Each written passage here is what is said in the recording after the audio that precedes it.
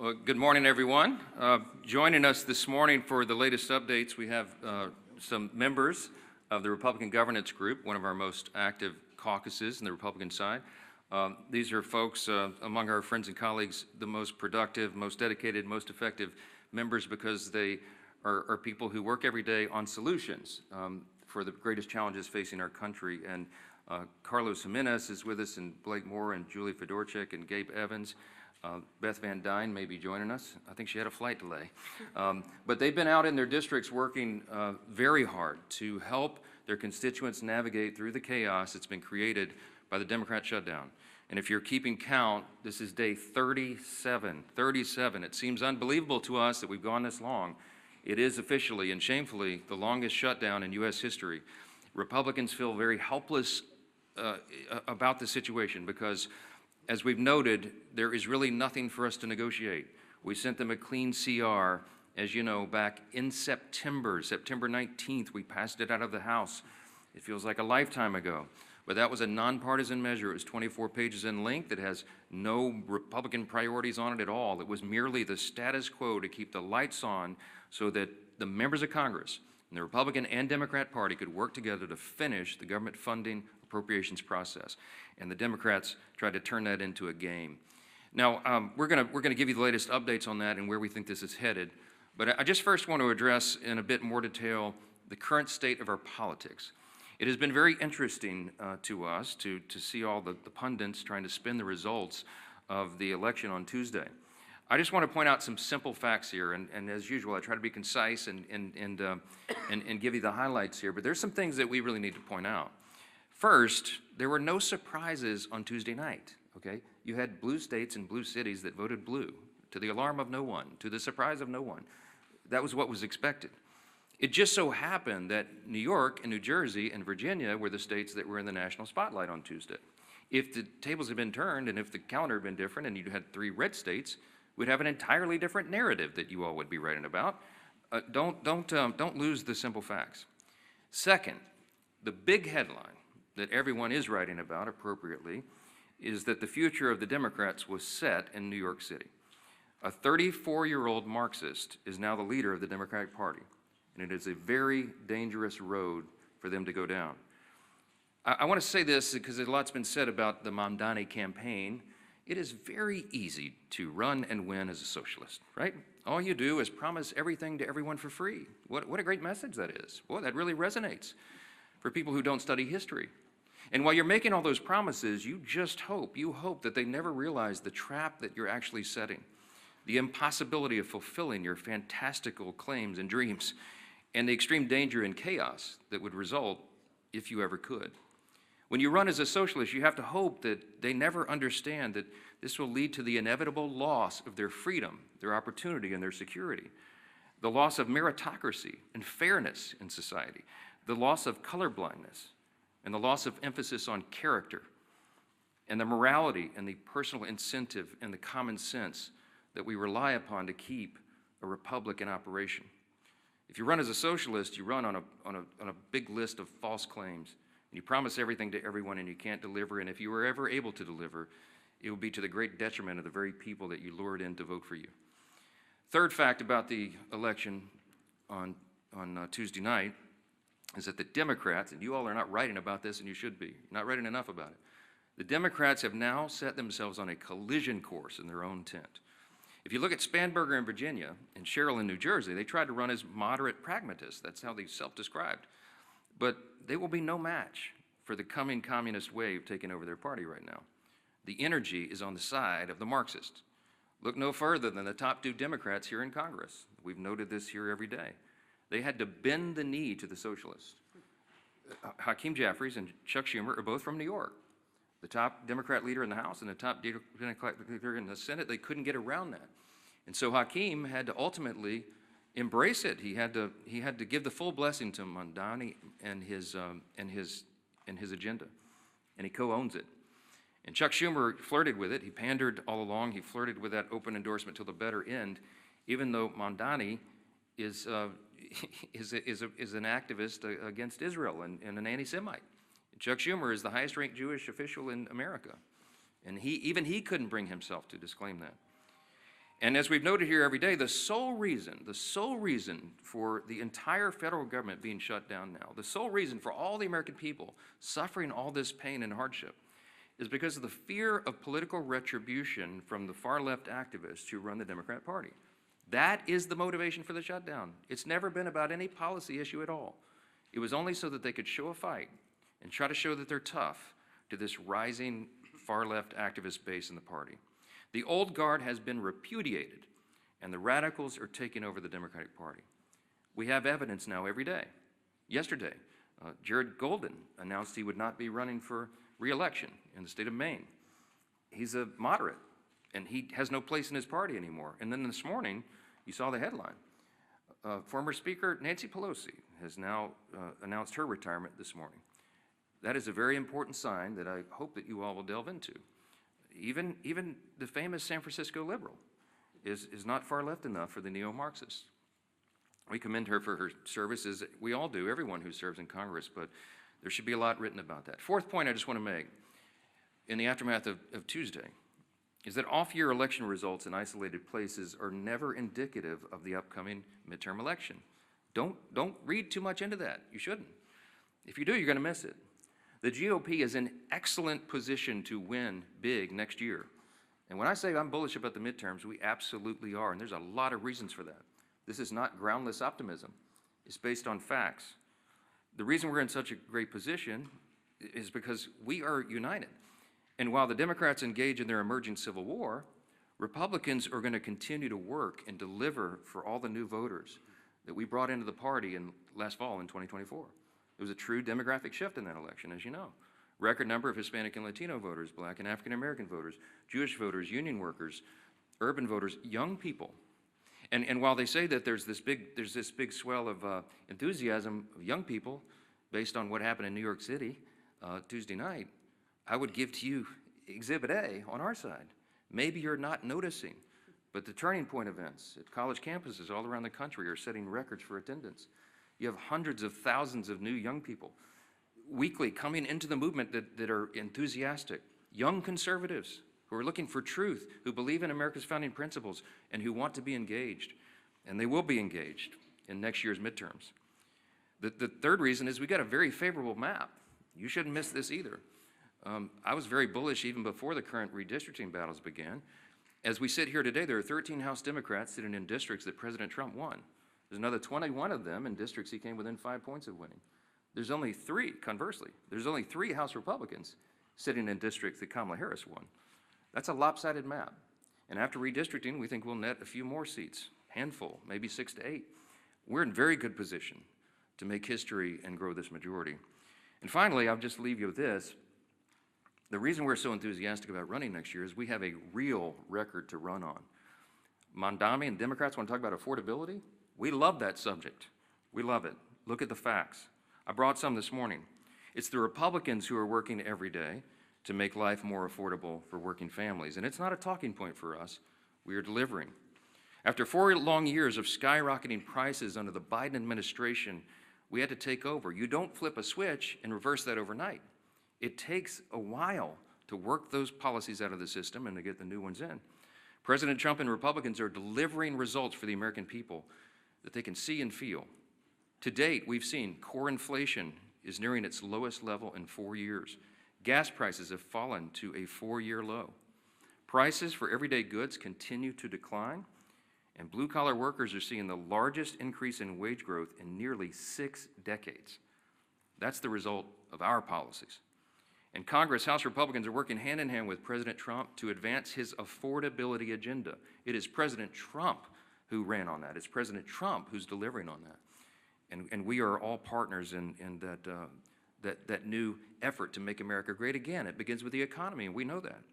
We're laser focused on making a difference in the lives of hardworking American families. Here's another demonstration, the Working Families Tax Cut. It is aptly named. It's the largest tax cut in U.S. history for working and middle-class Americans. You got Bernie Sanders running around. They're talking about the billionaires. It's not this. That's the opposite of the truth. Look at the facts. That bill was written for lower and middle-class earners, and they are the ones that will feel the positive effects going into next year. We included in that, as you know, no tax on tips, no tax on overtime, real tax relief for seniors. These are the kinds of things that people feel, and they see that we're making good on our promises. We've made historic investments in American energy dominance to drive down the cost of gasoline and groceries. And we're grounding every decision we make in common sense. That's what we restored. That's what we ran on. That's what we're delivering. A return to common sense, not the woke progressive nonsense that they delivered for 4 years, not the spending like drunken sailors that drove cost up for everything with inflation. We're restoring common sense, fiscal responsibility. We're good stewards of taxpayer dollars, and we're refusing to cave right now, today, to the Democrats' wild demand to spend $1.5 trillion in new spending. That is taxpayer dollars, that's your money, that they want to spend to reopen the government. That's their counterproposal. That's why we're not having a negotiation with them. It's ridiculous. Included in the $1.5 trillion that they want to spend is $200 billion, almost $200 billion, to restore health care benefits to illegal aliens. That is taxpayer money that they want to spend for that. They want to send billions of dollars back overseas for social programs in foreign countries. We're not doing that. They want to give $500 million back to the Corporation for Public Broadcasting to prop up left-leaning news organizations. We're not doing that. And by the way, in the middle of all this, they want to cut $50 billion from the Rural Hospital Fund. They can't tell you they care about health care since they put that in their proposal. We're grounding every decision in common sense, and Democrats had their chance. When they controlled Washington, look at the history, don't forget it. This was just a year ago. You know what we inherited? They left us with a 40-year high inflation, higher taxes and energy prices, and massive instability around the world. And what did they do in June of this year? This is the most recent history no one can forget. They voted against no tax on tips. They voted against no taxes on Social Security. They voted against a larger child tax credit. The Democrats in the House and Senate voted against lower energy prices, against more American manufacturing and jobs, and against lowering health care premiums by 12%.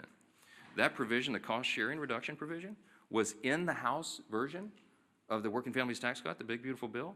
We sent it over to the Senate, and they worked to strike it out of the bill. Ask the Senate Democrats about that. Right now, they've created another mess. They've created a mess for America with this pointless government shutdown. The Democrats will tell you that they're feeling emboldened. They're feeling emboldened because they had a few blue state election results. It does not change the fact that they have walked their party off a cliff with no parachute and no path forward. The reason we're stuck right now is because of one simple fact.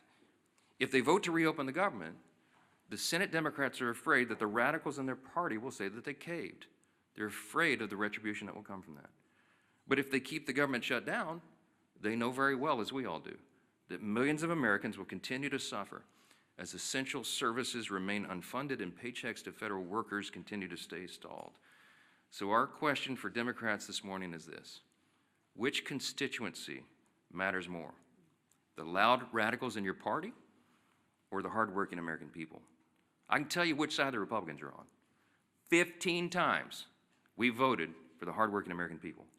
And 15 times so far, the Democrats in Congress have voted for the radicals in their party. It is unconscionable to us that they've allowed it to go on this long. And at some point, all you can do is pray that common sense prevails. And that's what I've been doing a lot of. We hope and pray that there are still Democrats out there. There's just a handful. We need 5 more votes. 5 centrist, common sense Democrats in the Senate to come to those senses and do the right thing. It's time for them to put their country first.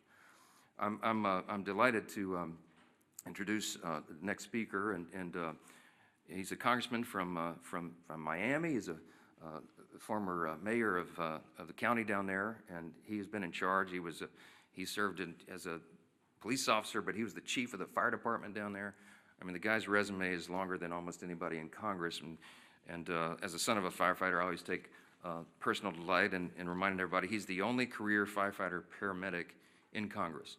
He's doing a great job, and he serves as vice chairman of the Republican Governance Group, one of our largest and most active caucuses I mentioned, and we're truly grateful to have him here to discuss some of these consequences of the government shutdown. Glad to have you. Carlos, come on up. Thank you. Thank you, brother. Thank you, Mr. Speaker. And if you indulge me, I think you brought me up here to talk about the shutdown, but I will stray a little bit. I'm the only Cuban-born member of Congress. That means I was born in Cuba. I was not born here in the United States. I didn't speak a word of English until I got here. I was 7 years old. And the reason I'm here is that my parents brought me here seeking freedom. Freedom from communism, freedom from a Marxist regime. And so I can tell you that I know a communist and a Marxist when I see one. They may call themselves socialists, they may call themselves a democratic socialist, but make no mistake, Mondami in New York, he's a Marxist. And the thing that bothers me is he's very proud to say, well, I'm young, I'm this, I'm that, I'm Muslim. Hey, I understand you can be proud of that. But then, if you're so proud, don't call yourself a democratic socialist. You are a Marxist. Go ahead. Tell people exactly who you are. He couldn't, and he can't because he knew he wouldn't get elected. But I hope that the people of New York do not suffer the same consequences that my homeland of Cuba has suffered. Castro and the Castro regime destroyed my homeland. They can't even keep the lights on. They don't have food, they don't have medicine, they can't keep the lights on. It's a total disaster of an island, a beautiful island that actually had the second highest standard of living in the Western Hemisphere when the regime took over. And so one of the reasons I'm in Congress, the primary reason I'm in Congress, is that I want to make sure that my children and grandchildren never suffer the same fate that my parents did, having to leave their country and bring us to a new country with about $10 in their pocket. Now, that's what makes this country great. My parents came here with 10 bucks in their pocket and a watch. By the way, I still have that watch. All right. And here I am. Their son was a firefighter.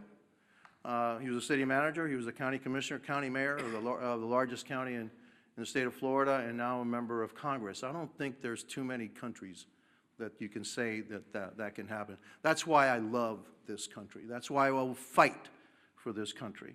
And again, I know a Marxist when I see one. And it's unfortunate that the Democrat Party is heading that way, which means we just have to fight that much harder. Here to talk about the shutdown. And so, I'm Congressman Carlos Jimenez again. I represent the state of Florida, Miami, and the Keys. Today I'm standing in for my friend, RG2 Chairman David Valadeo of California, with one clear message, and I want to thank also the other members of RG2 that are here. The Republican Governance Group focus has always been about governing responsibly. RG2 is committed to putting results ahead of rhetoric, keeping the government functioning, and finding practical, common sense solutions that improve the lives of the American people. That's what we're here to do. And that means that we do what's right, even when it's hard. Yes, we're here on day 37 of the Democrat government shutdown, and with each passing day, more Americans are feeling the impact. The effects in my hometown or in my state. In my home state of Florida, 155,000 federal employees have not received their paychecks. Close to 2 million Floridians who rely on SNAP, including more than 1 million children, will not be getting their benefits. My colleagues on the other side insist we have chosen, my colleagues on the other side of the aisle have chosen politics over food security for millions of Americans. Small business loans are being delayed, totaling nearly $300 million in missed distributions, costing our state an estimated $1.7 billion in economic benefit alone. Starting Friday, 10% of the American airspace is going to be reduced because of the shutdowns ahead of the busy holiday season. More than 3,500 flights will either be delayed or canceled altogether. That's true effect of this shutdown. Let me be clear, holding the government hostage is not a responsible way to negotiate policy. On September 19th, the House of Representatives voted to extend government funding to keep the government open. And as the Speaker said, with a clean CR. There were no riders in it. There's no policy differences. It's actually a Biden budget, right? And so, what is the problem? No, there is no problem. It's politics. That's the problem. Meanwhile, Senate Democrats have voted 14, now you say 15 times, to keep the government closed. The funding bill before the Senate is the same short-term continuing resolution that we passed 15 times under President Biden with bipartisan support. And I supported each and every one of them to keep the government open. And I know that most, if not all, the members of RG2 also voted for the CRs to keep the government funded. We can and should debate serious issues like healthcare costs, but not at the expense of hardworking American families. I urge my Senate Democrat colleagues to pass the continuing resolution so that we can reopen the government and return to the table to negotiate real solutions. History shows that when Congress works together, we can find solutions without inflicting pain on the American people. I urge Senate Democrats again to reopen the government, end the suffering, and then join us in crafting meaningful bipartisan policy meant to improve the lives of everyday Americans. That's how we govern responsibly, and that's how we serve the American people. And I want to thank you for giving me the opportunity, and I guess now I want to turn the dais over to our Majority Leader, Steve Scalise. Well, thank you, Carlos. And what an honor it is to follow my dear friend Carlos Jimenez, who really is the epitome of the American dream. You know, when you hear stories like his, sad stories, the root of it, having to flee your home country because Cuba fell to Marxism, to communism. But luckily, for people like Carlos, all around the world, there's one place that they can look to if they want a North Star. If they still believe in freedom, they yearn for that desire, and then it fails in their home country, they can look to the United States, because the United States represents freedom all around the world. And how dangerous of a position that is when Marxists from within try to change it here, try to unravel what makes America so great. And as Carlos came to seek that freedom that millions others have as well, like my great-grandparents who came from Italy to seek that same freedom. Ronald Reagan said it best: freedom is only one generation away from extinction if we don't fight to defend it. Those words of Reagan still ring true today because, Carlos, we will continue to fight for freedom. But it's not an empty fight. There are people on the other side here in America that are pushing back, that want to destroy that capitalist free market system. And so when you look at the results of the election, anybody that wants to go celebrate a blue state voting blue, what they're not acknowledging is what happened in a city like New York. It reverberates. When New York elects a Marxist as their mayor, there are other Democrats that are now looking and saying, does the Democrat Party represent me anymore? And today you heard it again. Democrats are the ones who are looking and saying that they're done with the Democrat Party. Jared Golden yesterday announced he's not going to run again. And he didn't just say he wasn't going to run again because he got tired of serving in Congress. I think it's really important to pay attention to what Jared Golden said. And he is in a swing district. Jared Golden is one of those moderate Democrats who represents maybe the old Democrat Party now, what was discarded by the voters on Democrat cities and states. But it's not where America is. So when Jared Golden announced yesterday he's not going to run again, he said, quote, "We're allowing the most extreme pugilistic elements of our party to call the shots. Just look again at the shutdown. For as long as I can remember, we have opposed shutting down the government over policy disputes. We criticized Republicans for taking hostages this way." That was Jared Golden explaining why he's done with being a Democrat in Congress. And when the Democrat Party no longer stands for common sense, for members that do on occasion reach across the aisle, they're going to be relegated to a scrap heap of history, because America is not a socialist nation. While the Democrat Party has turned their leadership structure over to a socialist, it's not where America is. And if they're running people like Jared Golden out of their party, they can go celebrate the results of last night's election. Again, if Alabama held an election also Tuesday, and gee whiz, a Republican governor was elected governor of Alabama, would anybody be writing a story about it? Of course not. So let them go celebrate New Jersey electing a Democrat governor, New York City electing a Democrat. The real concern is that the Cuomo wing of the Democrat Party got destroyed by the Mondami wing of the Democrat Party. And if they want to call that a victory, good luck. Something tells me they're not going to be sending Mondami to swing districts around America. He's not going to Maine. Let Mondami go to Maine for that now open seat in Congress, a 50-50 district. Will they be sending Mondami to those kind of swing districts? Colorado, where somebody like Gabe Evans represents, is Mondami going to be going there? Because that's where their party is now headed. And they chose that. But America is not embracing that form of socialism. We know what you get from socialism. You get the promises of free everything. But Americans know innately there's no such thing as a free lunch. All you end up with, the results, are the hollow promises and the failures that come with those promises, because you know you get what you pay for. And somebody else is going to have to pay for that free thing.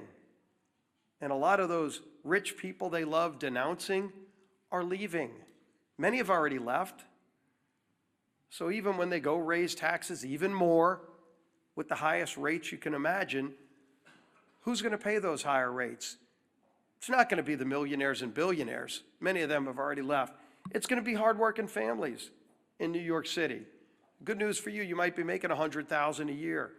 By the way, a police officer married to a school teacher makes more than that in New York City. They're going to be the quote-unquote rich who get the higher taxes and the free buses and the grocery stores that are run by the government with empty shelves and expired food. That's what they're going to get. But the rest of America is not going to have it. So while Democrats keep the government shut down, and they brag about it, I mean, you heard Senator Murphy yesterday, quote, "I think we're in an enormously strong position right now." Strong position? What's so strong about taking food out of the mouths of 42 American families? What is strong about that, Senator? Sure, you can vote again today to keep the government shut down, but there's nothing strong about denying food to people who are low income and who can't afford it. That's a weak place to be. But that's what they're bragging about. When, as we saw, the Transportation Secretary yesterday said 10% of flights are going to have to be cut back because we don't have enough air traffic controllers because Democrats chose not to pay them. And so people are getting ready to go travel to see their family, hopefully, for Thanksgiving. But they're not going to be able to get that flight. They're going to have to leave a day or two earlier to drive. Maybe they won't be able to fly. But don't worry. Some Democrat senator thinks he's in a stronger position because he's now leveraged Americans as pawns in some game. That's what they think this is. It's disgusting. And the American people are catching on. And so while Democrats applaud socialism being the new wave of their party, the few common sense Democrats left in their party are leaving, running for the exits. Well, you might be able to leave New York City and go to Florida or Texas or somewhere else, but if they destroy America, there's nowhere else to go. That's why we're going to fight for freedom every single day, and their approach to Marxism, socialism, whatever you want to call it, will not prevail in America. Our whip, Tom Emmer.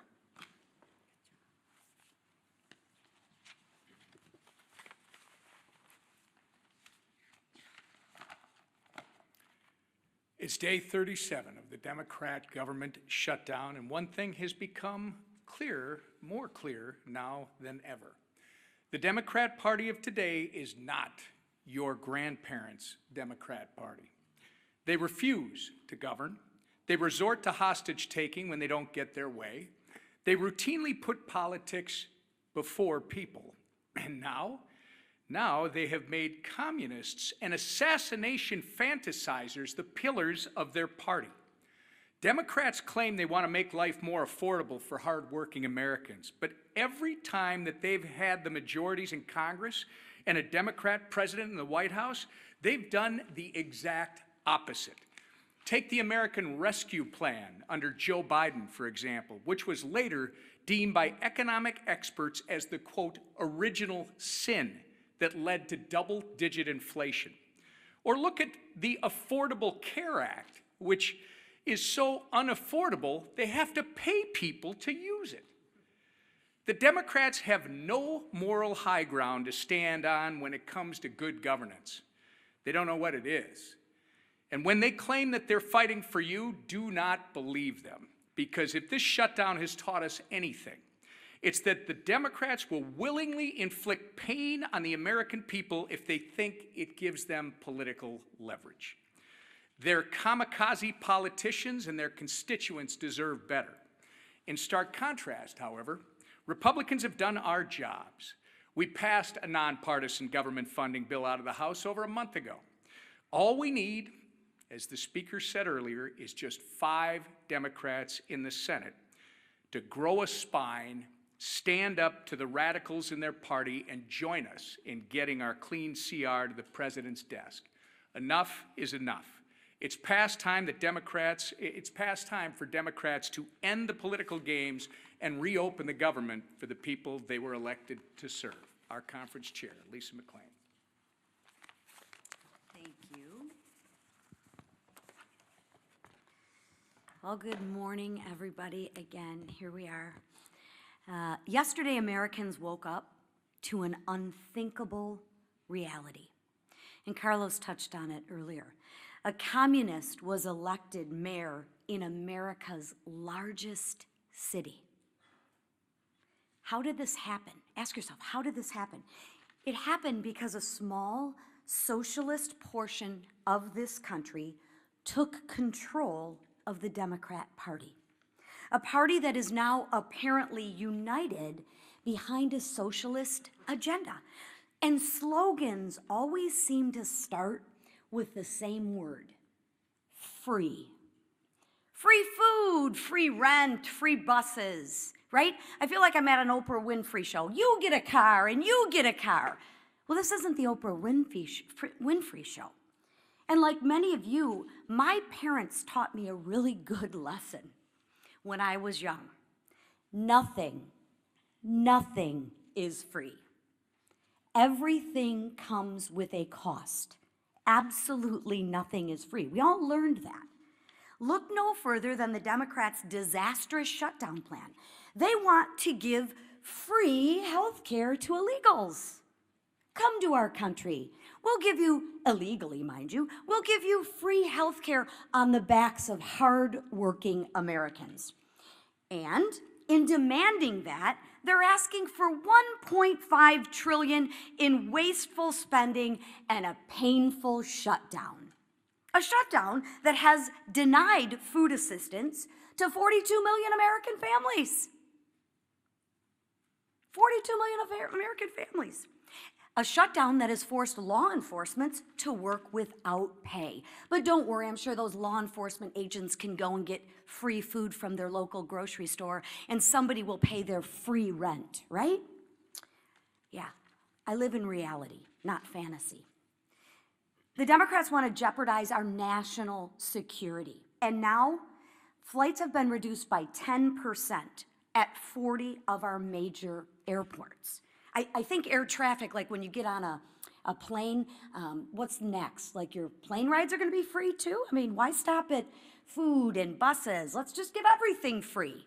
It doesn't work like that, people. Nothing's free. Somebody is paying. And who pays? Anybody want to guess who pays? Hardworking taxpayers, American taxpayers. That's who pay. Nothing's free, right?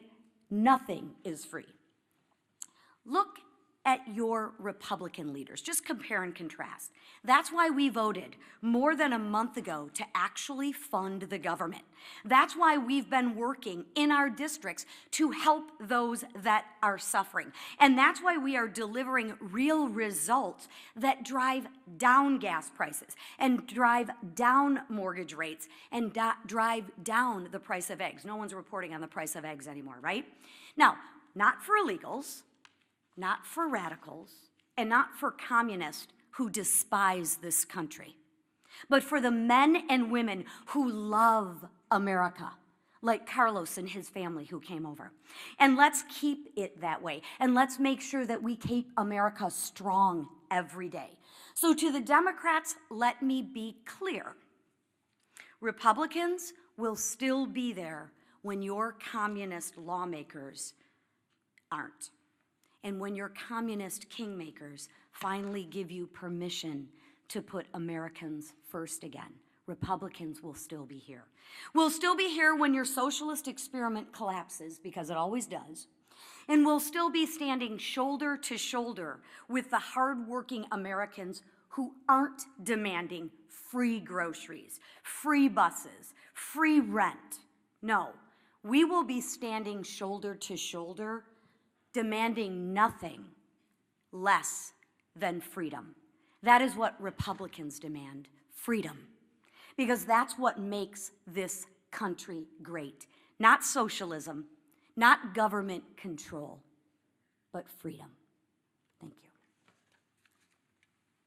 All right, questions? Yeah, go ahead. Go ahead.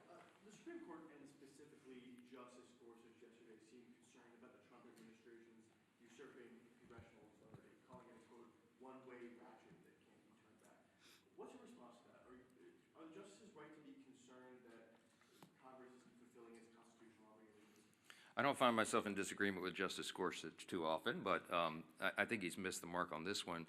First of all, I don't think you should read too much into the questioning that you heard at the Supreme Court. I mean, this is part of judicial review. It's a cherished part of that tradition. I used to be one of those litigators. I did constitutional law, oral argument, and I would have liked to have argued that case yesterday, because I think the law is clearly on the side of what the administration has done. I'll remind you that I'm a jealous guardian of Article 1. You know, the legislative branch of government in our constitutional system is the most important. It was placed first in prominence. And that's true. And while Congress has a role to play in tariffs and related trade and economic policy, the executive branch does as well. And I think the president has used that well within the bounds of what he's allowed to do, because he's addressing what was truly a crisis for the country. The trade disparity had gone on for decades. It was creating a real imbalance, and it was adversely affecting American people and consumers. Remember that he ran on this idea. He talked about tariffs on the campaign trail, and he got a popular and electoral college mandate in the election.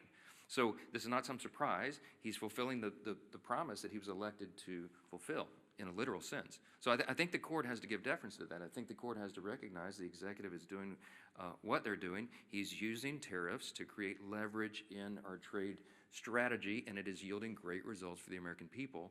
And heaven forbid if it were reversed, because it would create chaos, which is one of the questions I think Justice Barrett asked, my old friend from Louisiana. I mean, that was an important question, because it would set back all of the strategy and the trade agreements and a lot of the things that have been accomplished for the people. So in summary, I would say, don't read too much into the questions. This is how the process works. I'm sure the court will look at this very carefully and deliberately, as they do, and I expect that we'll have a majority of the court that says that this administration is doing what they have the legal authority to do. If I felt like the executive branch had overstepped its bounds on trade or on the tariffs or something, I would have stepped in. I mean, that's my job as the Speaker of the House over the legislative branch.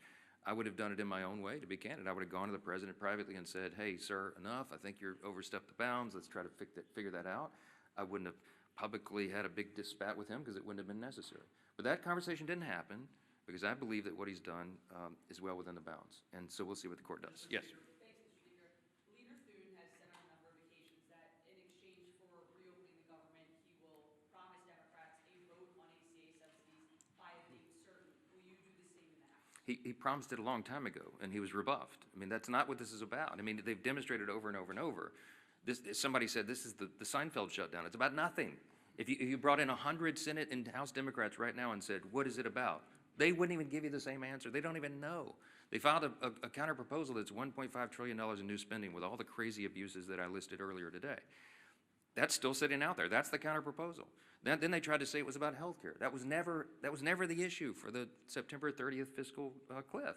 That was always a December issue. We always knew, everybody in the building knew, we were going to have to wrestle through that and come to a consensus on a solution on the COVID-era Obamacare subsidies in October, November, December. And ironically, they're eating up all the clock where that would have been done. It's not about any of this. It's about politics, as we explained earlier. They are more afraid of the radical activists who are running the Democratic Party right now than they are of starving families, having families go hungry and having federal workers go without paychecks. That's just a simple fact. So yes, Leader Thune has been over backwards. He's offered them a vote. You know what they told him in response? No, we need you to guarantee the outcome of that vote. Well, that's ridiculous. That can't be done. The House is funded from the Senate. Will you assure the House members that they'll get a vote, House Democrats, that they'll get a vote on ACA subsidies by a date certain? No, because we did our job, and I'm not part of the negotiation. The House did its job on September 19th. I'm not promising anybody anything. I'm going to let this process play out. I'll tell you what they wanted. I'll tell you what Schumer and Jeffries wanted. In fact, Chuck Schumer said it publicly and decried that Thune and I would not go in a back room with them and make a four corners agreement on Obamacare subsidies. And I said, there's no way. It was never possible or appropriate for that to be handled on a CR, on a short-term stopgap funding measure. And he knows that. And we're not doing that anymore. We're not taking four corners, four leaders in a back room and making a deal and hoisting it upon the people. I'm not going to be a part of that. Chuck Schumer is part of the old way this was done, and that's part of the reason why people have such a lack of trust in Congress. We need to be transparent, open. We need to do it through the process. We need to involve and engage all of our caucuses and all of our members in this discussion. Healthcare is very complicated. It is very complex, and it is not something four people can go in a smoke-filled room in the back and make a deal on. I reject it. Yes. Speaker, the president yesterday said that Republicans were getting controlled for the shutdown. Is it helpful to have them talking like this when it's actually emboldening Democrats not to pay? Look, I've spoken with the president about it. I reminded him, as I said this morning, this was not a surprise to us. I mean, blue states elected blue leaders. I mean, yeah, so what? I mean, it would have been a huge headline if we could have had an upset there, but that was to be expected. As Leader Scalise said, I mean, you know, if the three big elections yesterday would have been in, you know, Louisiana, Alabama, and Texas, you'd have a totally different narrative, right? Or name any red state. It just so happened that those were the blue states. That was the blue outcomes. That's what everybody expected. I don't read too much into that. Yes, front row. Morning. Two questions. One, about the shutdown, you said 48-hour notice for the House to return. Does that include this weekend? And then a question for you and for Chairwoman McClain. Egg prices are no longer in the headlines, but food prices themselves have still been going up. Grocery prices are still going up. How do you respond to that? Yeah, but the USDA has reported, and all of the economists have shown, food prices always go up. There's an inflationary level that's built into grocery prices, but they're going up at a much slower pace. In other words, the economic policies, even though all the provisions of the Working Families Tax Cut have not yet been implemented, that's going to make a dramatic effect. It's going to be like jet fuel to the economy. We have all these pro-growth policies that will bring down costs, increase wages, increase jobs, and more access to the economic rung so that more people can climb up the ladder. But in the meantime, even the fact that we have made these positive steps and momentum, grocery prices are rising at their slowest level in many years. You should look into that. So, I mean, that is an exhibit C, and the argument that it's Republican policies that are the only thing that's going to bring that down. The reason that your grocery prices are so high, it's multifaceted. But it's because we had 4 years of Bidenomics. Remember when they tried to tell you that Bidenomics was so good for you and your family, and everybody went, what are you talking about? That's part of the reason we shellacked them in the election last fall, because they were trying to sell you a bill of goods that wasn't true. And the reason that inflation rose is because, as was noted earlier, the big signature pieces of legislation that they passed in the Biden administration were disastrous for the economy. And it made inflation rise rapidly. Why? Because when you pour more dollars into the economy, that is the effect. It's just as sure as gravity. It's basic economics. And the Marxists and the socialists who are taking over the Democratic Party turn a blind eye to the reality of basic economics. And you're going to see the effects of that as well. Yes? This weekend into the election results in these blue states, but there were some significant reversals of Trump's gains with Hispanic populations, particularly in New Jersey. Are you at all concerned about Republicans retaining those voters in the next midterm election without Trump being on that? No, I do believe that the demographic shift that we were able to see and experience in the 2024 election will hold. I believe that large numbers of those new voters and these demographics that have not traditionally been with the Republican Party are with us. I will point you to the study that the Democrats themselves paid for that came out, a week or so ago, and they had, I think, hundreds of thousands of respondents to these polls. And the Democrats determined in their own analysis that they are regarded as weak, woke, and out of touch with the people, okay? That's why they lost last November, and that's why they're going to lose this coming November, okay? As Carlos Jimenez said, as a Cuban who came here, his family immigrated here, he came here when he was 7. This is the American dream. I know that the Hispanic and Latino populations across this country understand which party is delivering for them, and they're going to feel that positive effect. They're going to feel increased wages and more opportunity, and before they get to that election next fall. And that's why we did the big, beautiful bill, the Working Families Tax Cut, so early